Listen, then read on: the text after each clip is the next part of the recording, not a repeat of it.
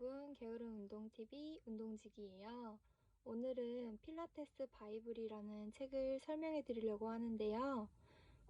저도 그렇고 주변에도 그렇고 요즘에는 필라테스에 관심을 많이 가지고 사랑하는 운동인 것 같아서 책을 한번 구매해 봤어요.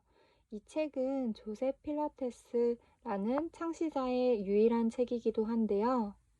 이 책을 보면 필라테스가 어떤 운동인지, 어디서부터 시작됐는지, 왜 중요한지를 조셉 필라테스가 정말 넘치게 칭찬을 하며 이야기를 하고 있는데요. 그러면 같이 한번 살펴보도록 할게요. 조셉 필라테스는 이런 분이에요.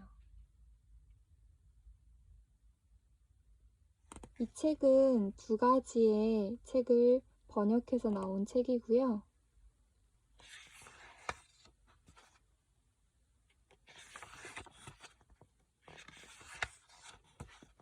오래된 책이라서 옮기기 힘들었다고 하시더라고요. 그래서 그런지 조금 딱딱하게 번역된 느낌도 있어요. 차례를 보면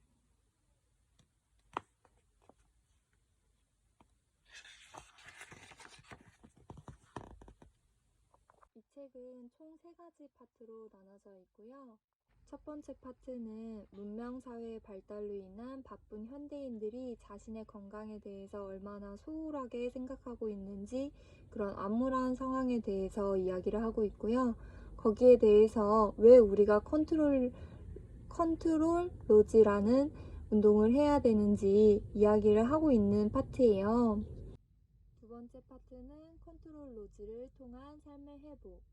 컨트롤 롤러지가 삶에 어떻게 영향을 느끼는지, 신체에는 어떻게 회복을 하는지 그 결과까지 나타내는 파트이고요. 34가지의 동작도 이 책에서 나오는데 첫 번째부터 34가지의 동작까지 모두 자세하게 나와 있어요. 마지막으로 세 번째 파트에서는 소도구에 대해서 이야기가 나오는데요. 소도구의 종류들, 소도구의 필요성, 그리고 소도구를 이용한 동작들까지 설명해주는 파트입니다. 첫 번째, 이 책에서는 호흡에 대해서 굉장히 자세하게 이야기를 하고 있는데요. 같이 한번 읽어볼게요. 대부분 정신을 집중하지 않고 기계적으로 운동합니다. 순전히 시간과 노력을 낭비하는 꼴입니다. 이러한 운동은 성장하는 아이들에게 오히려 치명적이어서 어른이 되면 그릇된 개념을 갖게 합니다.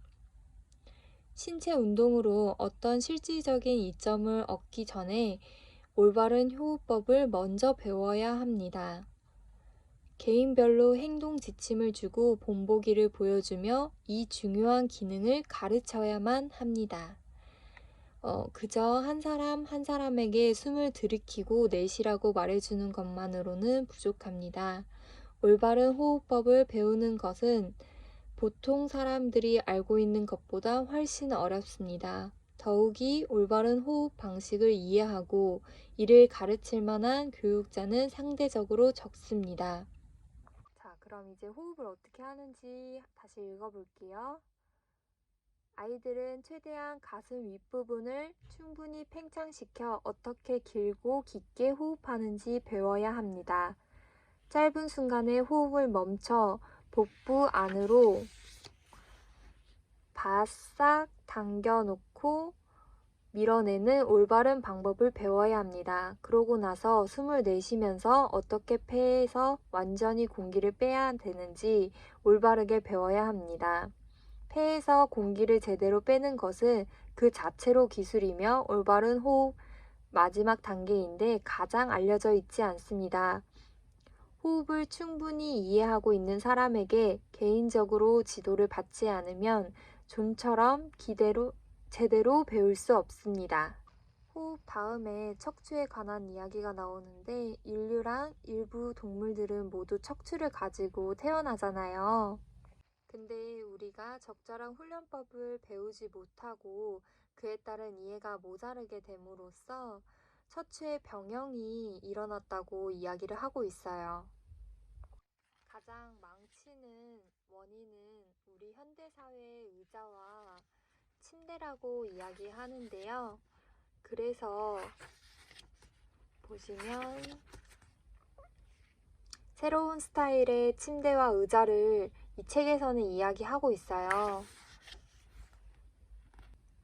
보시면 기울어진 침대인데요. 안타깝게도 우리는 이 침대를 만나보지는 못했어요.